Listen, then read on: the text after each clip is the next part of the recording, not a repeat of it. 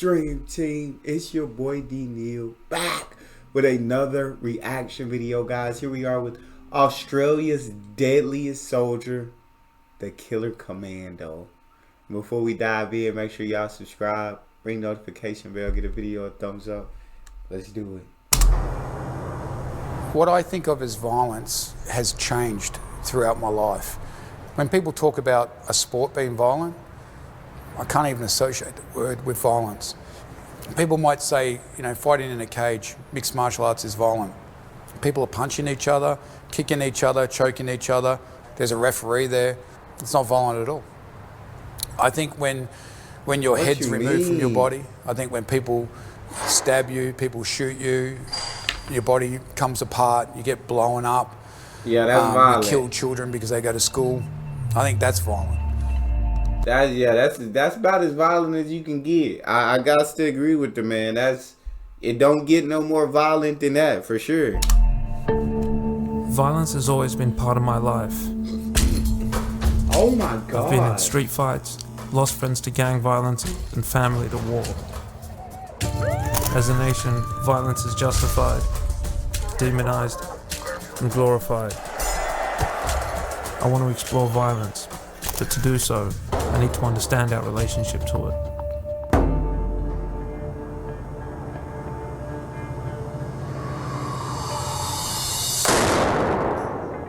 State-sanctioned violence is probably the most offensive and publicized form of violence, but it's also the most applauded. Sergeant Paul Cale is a Special Forces soldier and a founding member of the 2nd Commando Regiment, a unit that's seen more violence and casualties than any other branch of the Australian Defence Force.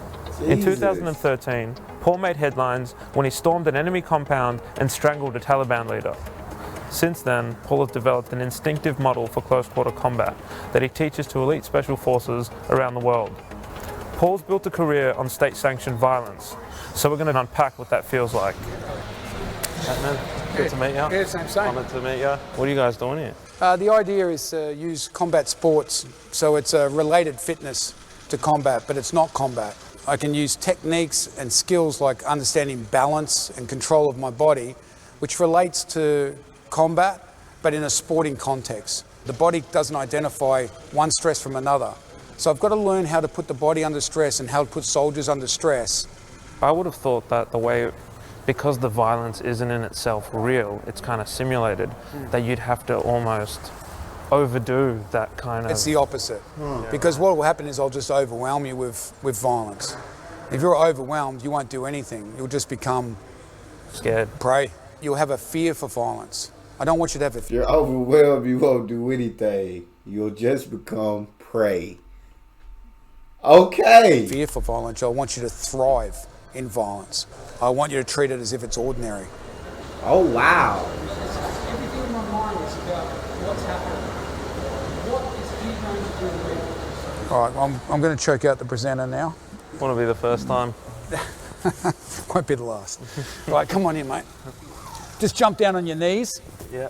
I'm lifting myself up here. Up, hook. Okay? I want to try and cut this angle and then choke. There you go. Do you want to fall unconscious? No. It's funny. It's funny. It'll No. be great for the camera. You won't die. Come on, you trust me? Yeah, go on. Nah. I respect you and I trust you, but I don't want to fall unconscious. That's just not on my bucket list. It's just not something that I would like to do nor enjoy. I don't care if I'm gonna wake up in a minute or two, couple seconds. Just rather not be unconscious. Rather not. Oh, Okay, you'll feel like you just went to sleep.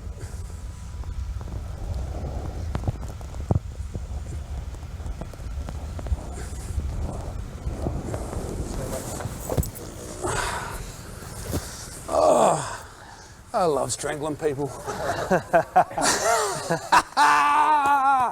Nah, that's crazy, dog. Give a head spin. You feel great. Yeah. Oh, I love it.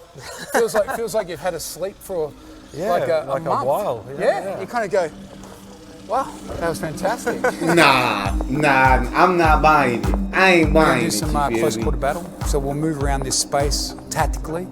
All my guys are special forces. Go long.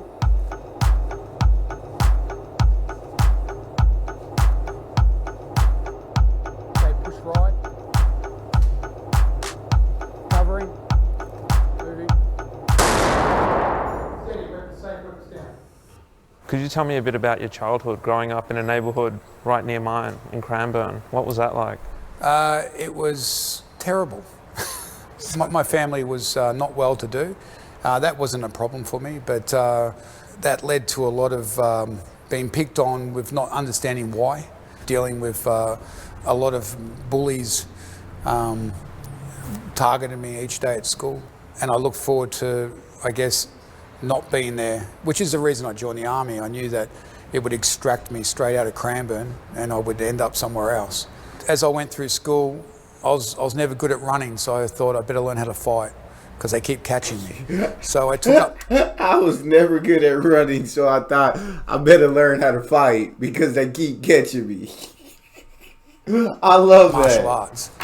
I had a goal to get a black belt. It was a simple goal. I must get a black belt. It just kept rolling over. And then I thought when I'm older, I'll join the army and understand about modern warfare. I'll understand how it applies today. What was it about fighting that you felt like you needed so much? You only have to be beaten up every day of your life to be sick of it. All these solutions I hear about bullying means nothing to me. The solution to bullying is learn how to stop bullies. How do you stop bullies? You talk to them in the same language they speak. Well, the first time I was violent towards a bully, I was never bullied again. The child ended up unconscious and, you know, he could have been badly hurt. I harmed him. Violence is a shocking thing. That's why... How do you stop bullies? Speak to them in a language that they understand. Yeah, that man was built for this, dog. He was built for it. Terrorists use it. I'm doing something so that you change your behaviour. But in a way, you're playing their game and you're fighting fire with fire, aren't you? Yep. That's the way forward. Your Yep. experience has dictated that that's the way to get a solution. Well, I'm not going to get a solution by telling you that that's not the way to go. Do you think you'll get a solution out of me by telling me that's not the way to go? In the military, the whole political jargon is winning the hearts and minds of everyone, you know, and it's this No. That's not what the military's for. That's a job the military does.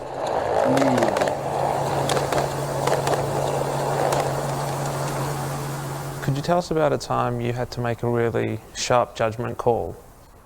We ended up in a Taliban village. When entering the village, we were blown up several times by remote-controlled IEDs. And there was a guy watching us, but he was just watching us like a spectator, and he had a phone. Running through my head how this happened, how we've been blown up, I just thought to myself, he's here for one reason. So I decided that I was going to kill him. I aimed at him, he looked at me, and we didn't speak the same language, but I could tell he was sort of like, are you going to shoot me? And I'm going to shoot you. And I shot him and took my suppressor off, and basically that was that. It turned out that he was in fact Taliban, and there was in fact IED present. But it's an odd thing because for me, Oh my God. there's not a hate. There's a want to end bad people, but it's not in a way that you wish to torture them. Probably the first time I actually thought about it like that. You want... So it's not a hate. I understand what he means. It's not a hate. It's a want to end bad people, to stop them from doing bad things, to stop them from killing your fellow soldiers, to stop them from taking innocent lives, to stop them, you know what I'm saying, from causing more evil. So it's not out of a hatred for you. It's not out of an enjoyment to kill. It's like out of a necessity. to end evil people, but you don't want to become evil in doing so. Paul Cale embodies the necessary function of state-sanctioned violence. To gain an objective insight into the role of the military, I wanted to speak to Professor Kevin Foster, whose critical research focuses on the nature of conflict. No military that worth its name can forget that it's in the business of delivering force. We've come to think of militaries as being a bit warmer and cuddlier. So violence is central to what they do and who they are. How violent is the war in Afghanistan? It's, I think, been much more violent than we've been led to understand. The public are pretty ignorant about what actually goes on in a war zone, and militaries have been active in ensuring that that remains the case. Is there any merit to state-sanctioned violence? There is a place for state-sponsored violence. I'm afraid to say. It'd be nice if there weren't, but that's not the world we live in. And so we need to have those resources there when we need them. At the other extreme, you don't want to be, turning to your military every 5 minutes. I think it is important that there is a proper debate about the circumstances in which state-sponsored violence should be used, and we don't currently have the mechanisms for that within our system. It's the Prime Minister's discretion currently, or the discretion of the Cabinet. The thing I remember the most was an Afghan family, and we're cruising along, and they had their camels and their animals with them, and so they're moving slowly. We're going slowly as well because we're clearing the route from IEDs. Then we settled down for the night, and they sort of settled off over the side. They left in the morning, and we heard an explosion. And we saw it, and we thought, well, we better go investigate. Then we heard another explosion. One of their camels hit an IED, which was set for us. Oh my God. And one of the sons grabbed the other camels to get it away, and then he stepped on an IED, which oh my blew him God. apart. And by the time we got there, his father's picking his son up. His son's children are there, and they're crying, but those little children have work to do. You don't have time to stop because you've got to get the equipment off the dead camel. Cry while you're working. We just spent the day picking up pieces of human flesh, and we got a body bag, and we'd start collecting pieces of body so that they could bury their son that night because of Islamic religion. But his eyes, the eyes of that father looking at me, it's just, that's the worst thing that I can think of. And then that night... Yeah, I can't even imagine being in any kind of war zone and seeing that, that just changes a person. It's got to. It's got to absolutely change a person seeing that. My heavens. It just listening to them tell the story sounds traumatizing, to be honest. They set the grave up in stones, and then the mother was just wailing at night time, and so all you could hear at night was her wailing at the grave.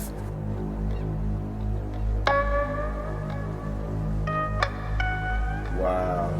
The role of the Special Forces in Afghanistan was to negate the Taliban leadership and Taliban bomb makers and Taliban recruiters, Taliban middle management, if you like. That's a violent job. How effective do you think violence has been in the Australian war in Afghanistan?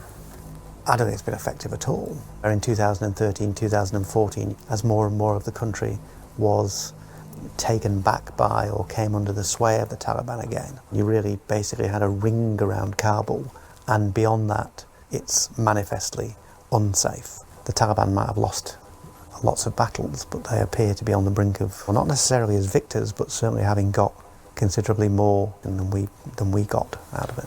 Do you think violence has failed the military in the war in Afghanistan? The military recognise themselves when they move from a more of the kind of decapitation policy to a counterinsurgency policy.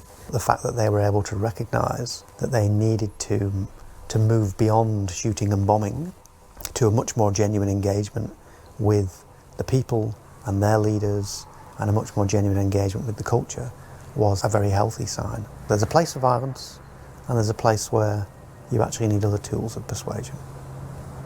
That's understandable. When a body's lifeless, it's like a sandbag. It just slumps, and the limbs just hang, or they're missing, or they're bent up the back, that it's just a slumped over piece of flesh. Do you get much sleep? No, I don't sleep much. Can't you tell? I don't have nightmares or anything. I just don't sleep. When I do sleep, it's no problem.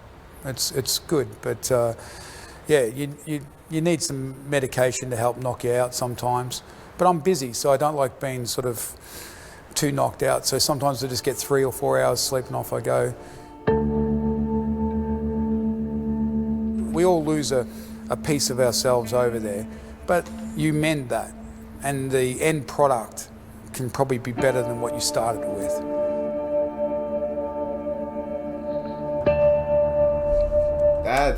That's something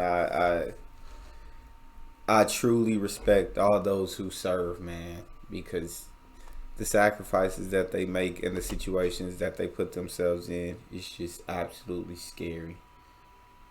Absolutely terrifying. That's all we got. Make sure y'all subscribe, ring notification bell, get a video a thumbs up. It's your boy Neal, out.